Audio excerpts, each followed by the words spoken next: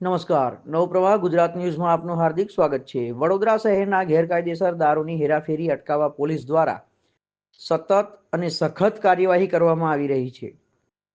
Tarsali bypass નજીક ચીખોદરા ખાતે નશાબંધી વિભાગ અને ઉચ્ચ અધિકારીઓની હાજરીમાં અલગ અલગ પોલીસ સ્ટેશનો કપુરાઈ, મકરપુરા, પાણીગેટ અને માજલપુર વિસ્તારમાં ઝડપી પાડવામાં આવેલ કુલ 65 કેસોના મુદ્દામાલનો નાશ કરવામાં આવ્યો હતો. અંદાજે 19,455 બોટલો અને 244 લીટર દારૂ સહિત કુલ રૂપિયા 1.34 કરોડથી વધુ કિંમતના વિદેશી દારૂનો નાશ કરાયો હતો.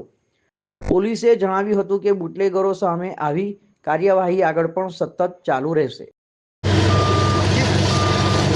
અત્યારે કપુરાઈ પોલીસ હદ વિસ્તારમાં ઝોન 3ના કપુરાઈ, પાણીગેટ, મકરપુરા અને માંજલપુર આ 4 પોલીસ સ્ટેશનમાં છેલ્લા 2 મહિનામાં દાખલ થયેલા 69 ગુનાના 1,34,00,000થી પણ વધારેના મુદ્દામાલનો નાશ કરવામાં આવી રહ્યો છે, જેમાં 38,000થી પણ વધુ બોટલોનો અત્યારે નાશ કરવામાં આવી રહ્યો છે.